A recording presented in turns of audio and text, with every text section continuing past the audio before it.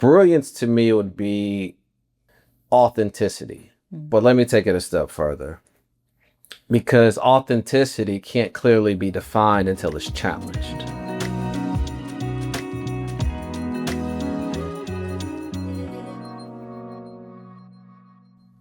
Welcome to Brilliance Out Loud, the podcast from Thomas Educational Consulting and Training, where we share inspiring stories, celebrate resilience, and shine light on the brilliance within us.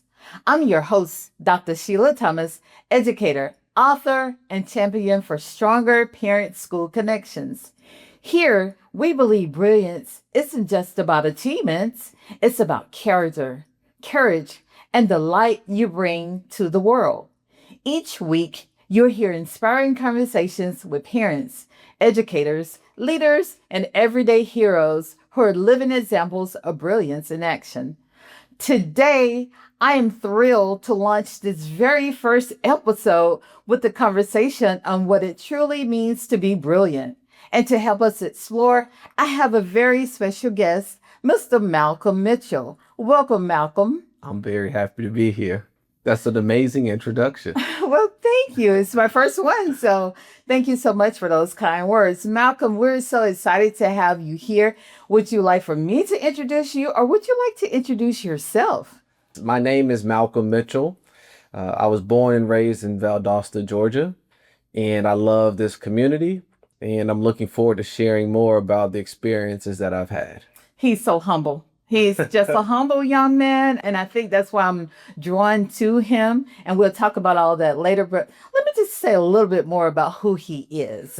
Malcolm Mitchell is a Super Bowl champion, and what I love so much is he is an author. He's the author of The Magician's Hat and my very favorite book in the whole wide world. That is such a great book that I used to read to some of my students. And he is the founder of the Share the Magic Foundation. His passion for reading has inspired children, thousands of children and families. So I'm beyond excited to have you on this platform today. As you can tell, I'm just excited to be in the room, in the space with you, because we share our missions are so aligned. I love literacy. I love helping children learn to read. So let's talk about that a little bit more. Your mission, your journey on literacy. How did all this transpire? I started Share the Magic Foundation in 2016, and it was based off of my personal experience. The foundation's mission is to inspire kids to read. While I love growing up in Valdosta, we have a culture that's rich in football, and that's not a bad thing at all. It has propelled some students to go on and do extraordinary things. I think I reap the benefits of being in such a rich football culture, but with that comes limitations. Sometimes certain kids from certain communities get wrapped up in the allure of playing sports. Yeah. And you miss the importance of an education. And the consequence is that it's not exemplified in many different facets. Allowing a student to understand that the same outcome they may desire from being a professional athlete or some sort of entertainer, well, education can gift you that same sense of freedom and liberty. I did not understand that. Once I got a little older, had some different experiences, start reflecting on choices I had made in my thought process at a certain point in life, I realized that I missed something. Yeah. But it wasn't too late for me to do something about it. Yes. So I went on my own journey with reading, and through that, it inspired me to try to encourage others to do the same. And I can attest that when I moved here a few years ago, I didn't realize how the assignment of football was what this town was all about. And so I'm an educator, as you know, and I was adamant about children reading, and parents would come to the school and pick the children up early from school because they had pictures of football. And I didn't understand that. And so I was told that just get with it, but I couldn't. I could not. So what I did as an educator was infuse football into some of the things that I was teaching. So our podcast is Brilliance Out Loud, where we're sharing, again, amplifying the voices of brilliant people. So when you hear the word brilliant, what comes to mind? Man, it can take that in so many different directions. It could be one's academic accomplishments. It could be one's financial success, For me, it's none of those things. Brilliance to me would be authenticity. But let me take it a step further, because authenticity can't clearly be defined until it's challenged. I think any human being who has found the ability to look in the mirror and see themselves holistically for the good, Yeah. the uncomfortable, the beauty, the scars, and position that to take them further. To me, that's brilliance, because the most valuable thing we possess is our own identities, because it's guaranteed that nobody else has it. Right. So if you can find that and then discover the value in it amongst all the challenges that are in that pool, well, that's brilliance. Yes. That's my opinion, at least. So saying that, and I think brilliance is, like you say, it's groomed.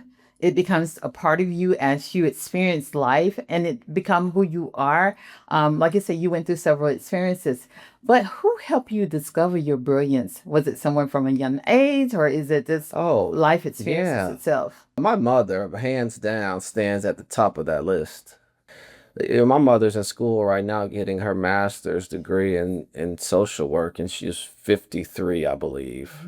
That level of desire to educate yourself, to challenge yourself, to grow, that being exemplified in the midst of the challenges we face that I witnessed her facing as a child just speaks volume to, I think, the identity of what I believe people should have, right? Which is every day you wake up and you try to be your best. Yes.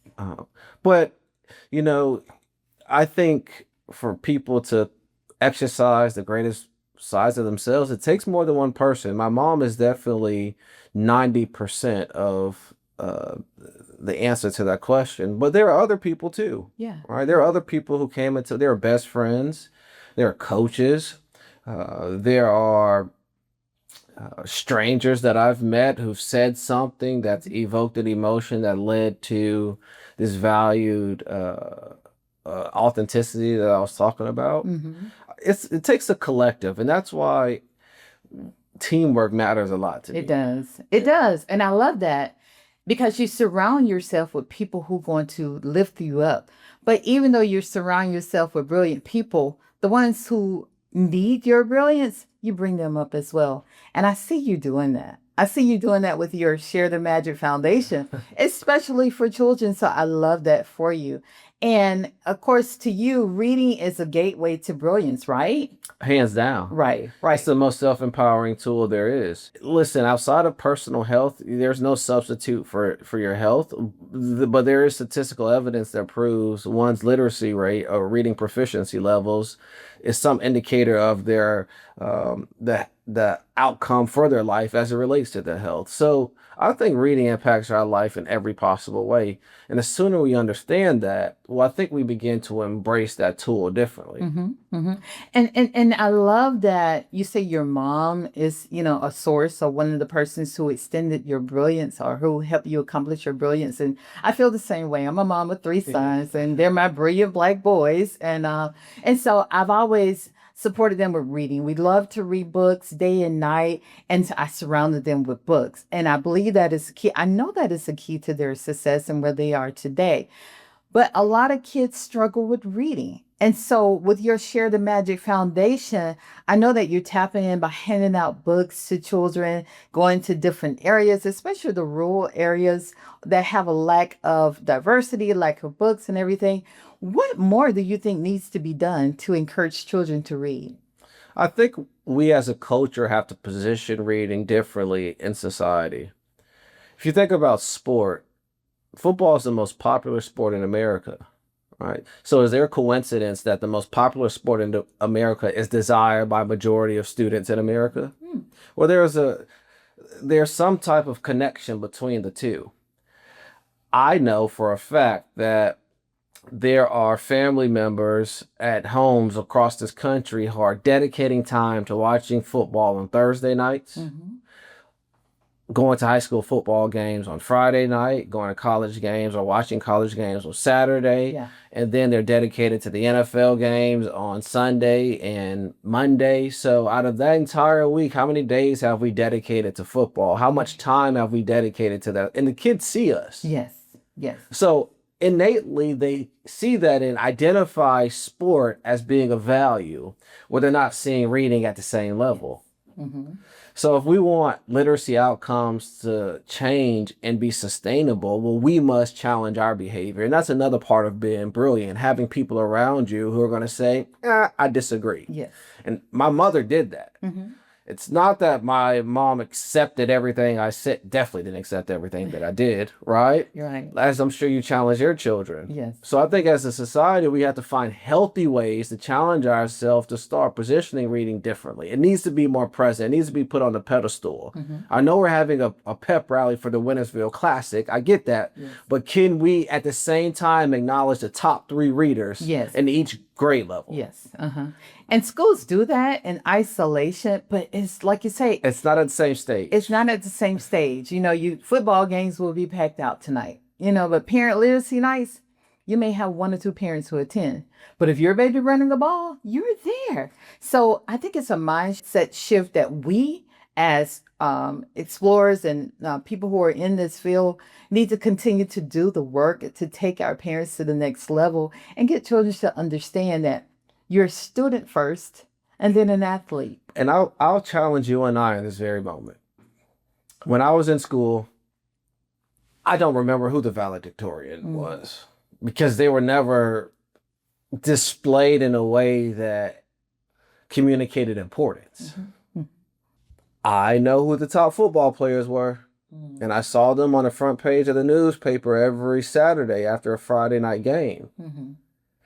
So in many cases, I don't look at the students and say it's their fault. I look at all of us who are educated, all of us who have had experiences, our perspective has been challenged, who consider ourselves to be leaders. I look at us and say, we need to do something differently. Right. Mm-hmm. Because all we've done is perpetuated the behavior that we do not desire. Yeah.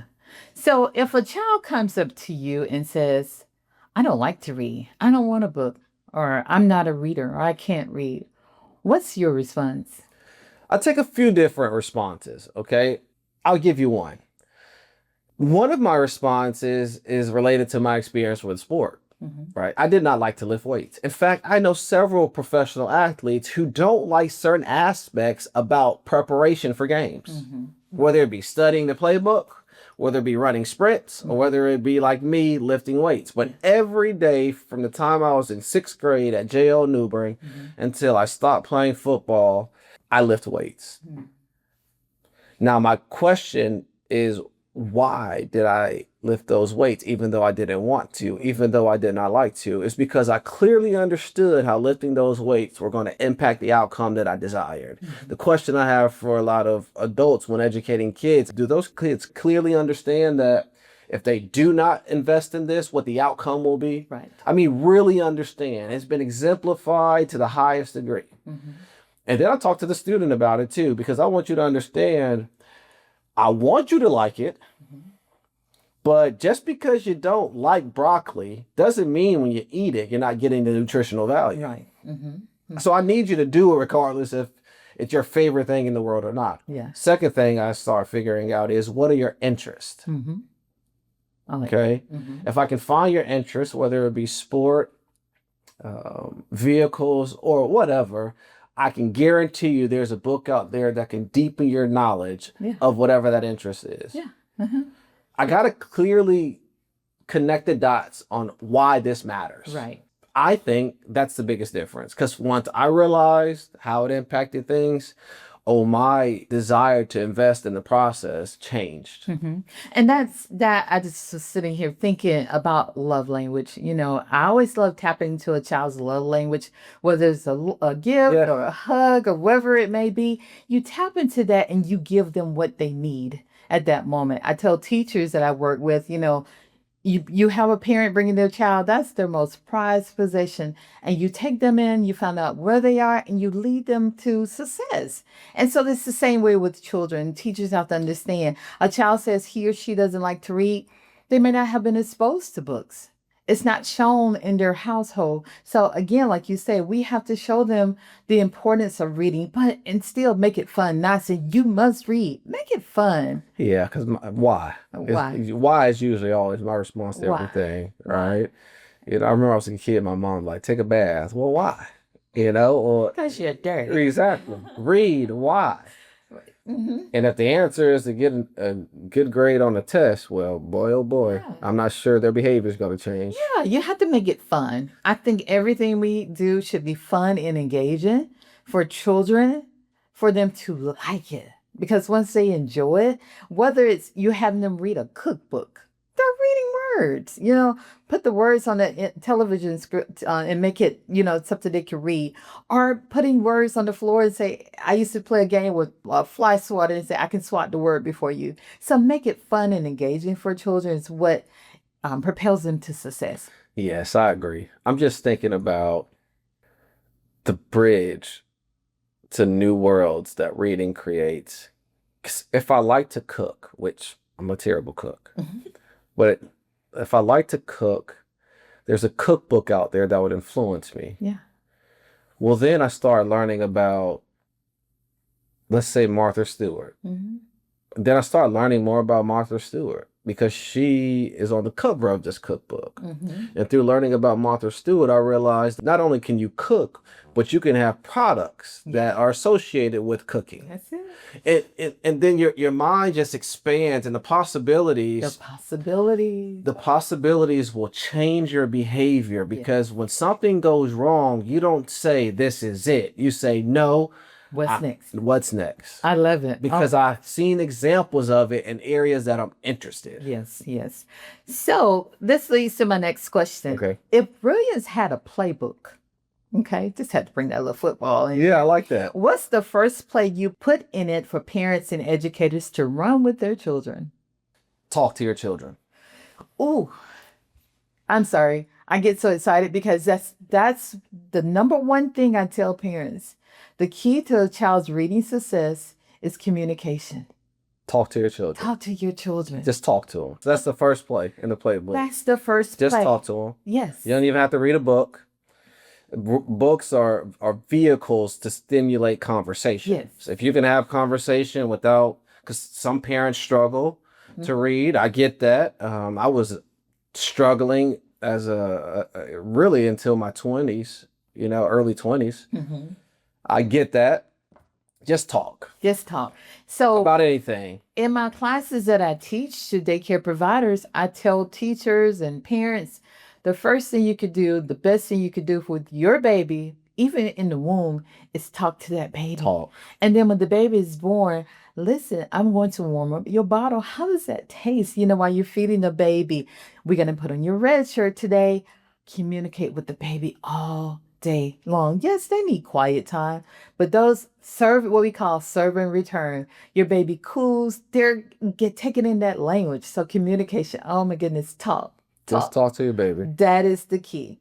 So my next question, Okay. what practices or habits have helped your brilliance? So for example, I'm always speaking of affirmations, telling parents to give their children affirmations. What are your daily practices or habits that keep you brilliant? Personally, me, myself. Yourself. Oh, reading. And to be more specific, vocabulary. Yes.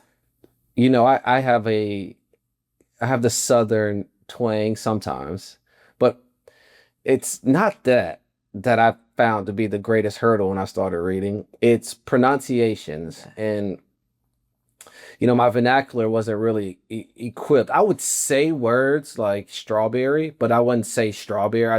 I say it differently, which meant I would spell it differently. Yeah. Which would lead me to spelling other words incorrectly, which means I was interacting with text, not the way that would allow for the maximum critical thinking. So when I started this journey in college of elevating my literacy levels, the first thing I noticed was vocabulary. Mm-hmm. Mm-hmm. All right.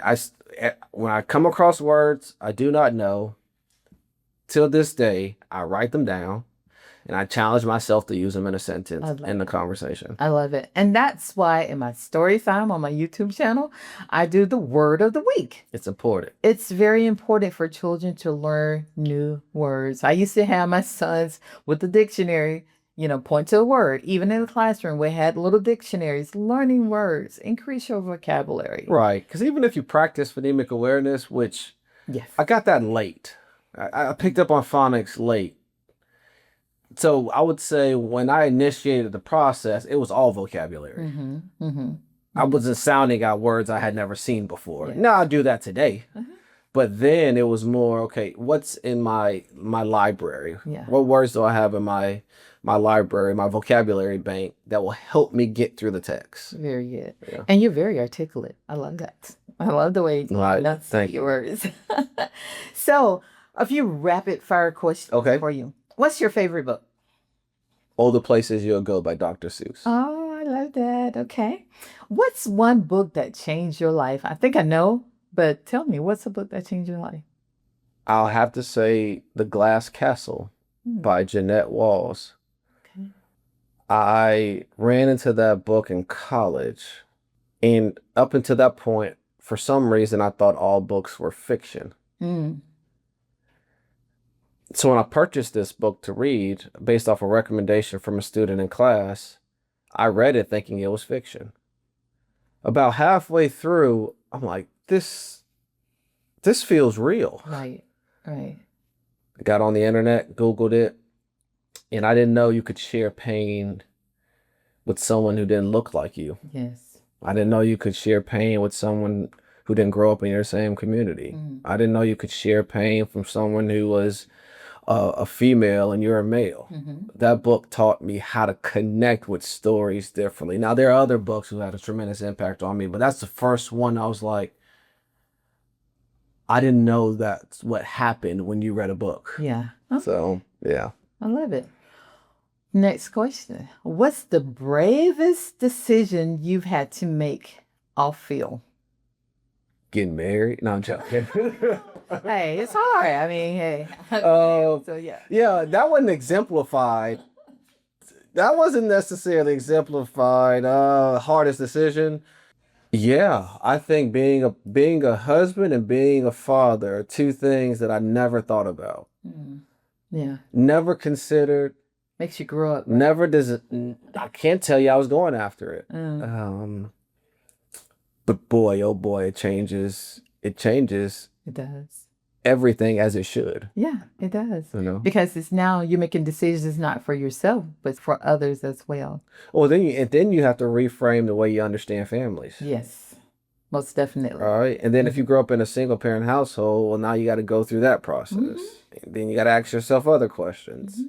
And like I said earlier, my mom used to have me do this. This is literal, Mhm. not metaphoric. Mhm. I will stand in front of the mirror and ask myself questions, and I have to look myself in the eyes. I love it. I love it. You have a lot of skills and a lot of strategies that should be employed with children, Yeah. And it's going to be my next question, but there's so many, and there's so much inside of you, but I have that question for you, but let me get to this one. So, my other book is called JR's Biggest Fan, and I'm my son's biggest fan. You've already kind of alluded to who's your biggest fan, but who is your biggest fan? It was my mother until I had my son. Oh, yeah. Yeah, they still compete, but man, I have the tendency to kind of water things down. Mm-hmm. But my son, if he sees me on, a YouTube video, or if he sees me on TV, or a new book comes out, he'll want to sleep with the book, or he'll want to watch the video over and over again. And that gives me excitement. I try to let him have that moment, Uh-huh. but But you're modeling the behaviors for him, and that's what matters, who he sees. well, thank you. Yes. You're welcome. You're very welcome. So you have a new book here, Yes. Every Amazing Story, and it's a writing adventure with Coy and Malcolm. Coy Bowles, did I pronounce his name correctly? Coy Bowles. Bowles, okay. And this is for your Georgia Pre-K read. That's right. Yes, That's right. exactly. So I'm excited about this story and being able to read and share this story. You want to speak a little bit more about this book here?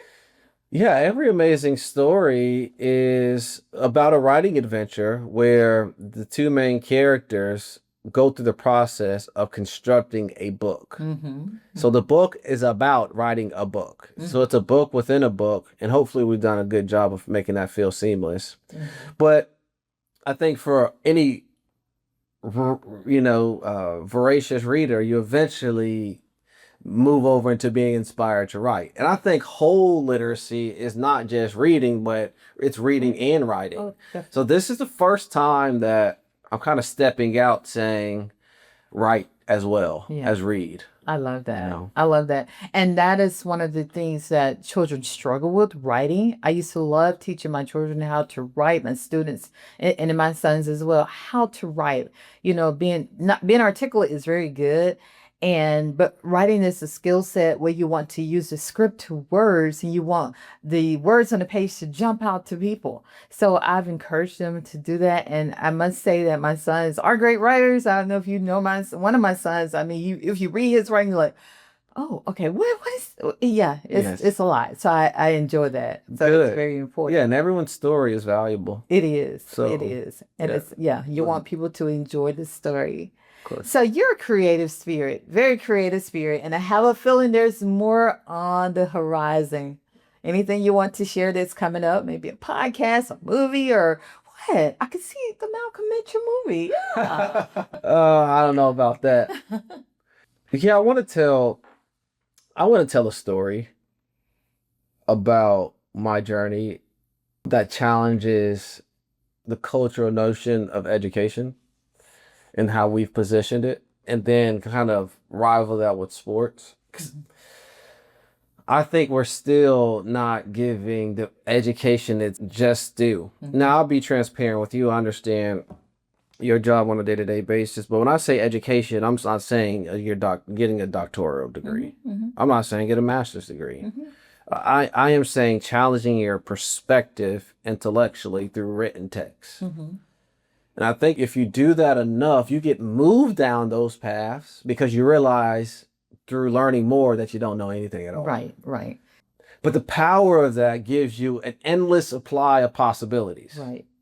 Right?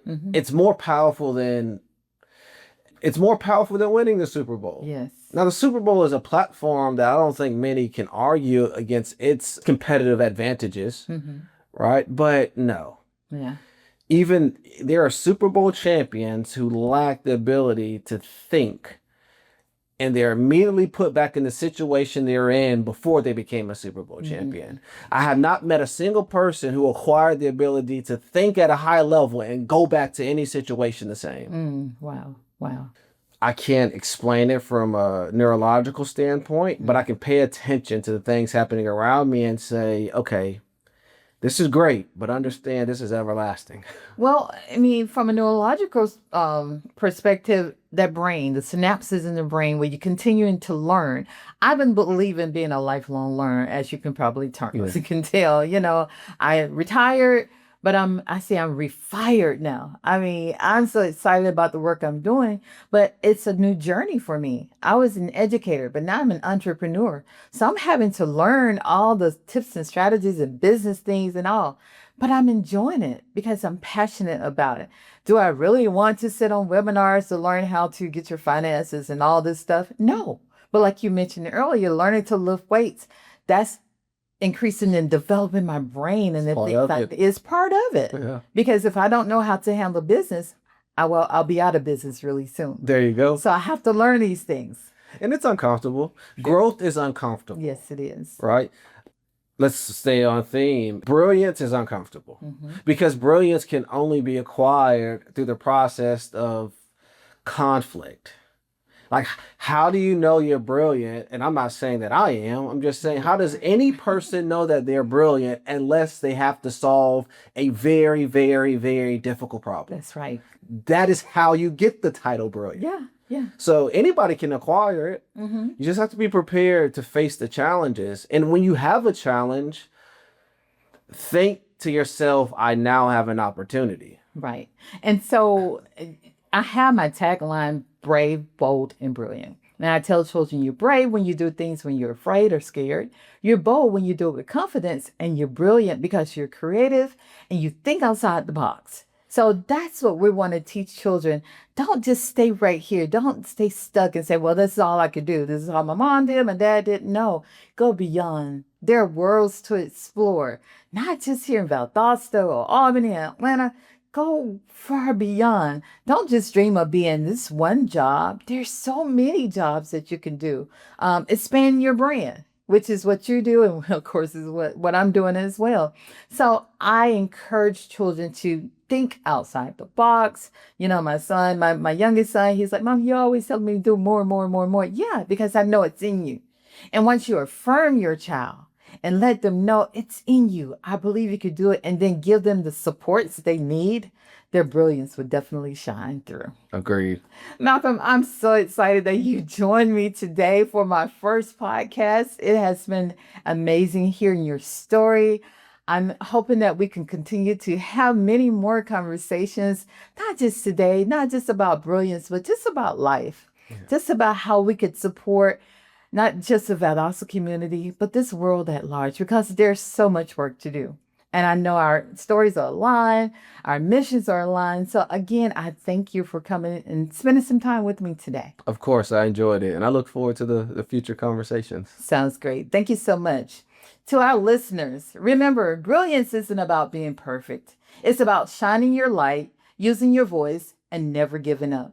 If you enjoyed today's episode, be sure to subscribe, leave a review, and share the podcast with someone who needs a little extra encouragement. And don't forget, you can connect with me at drsheila.thomas.com for more resources, including my books and our Sunshine Affirmation cards. Until next time, keep shining and sharing your brilliance out loud.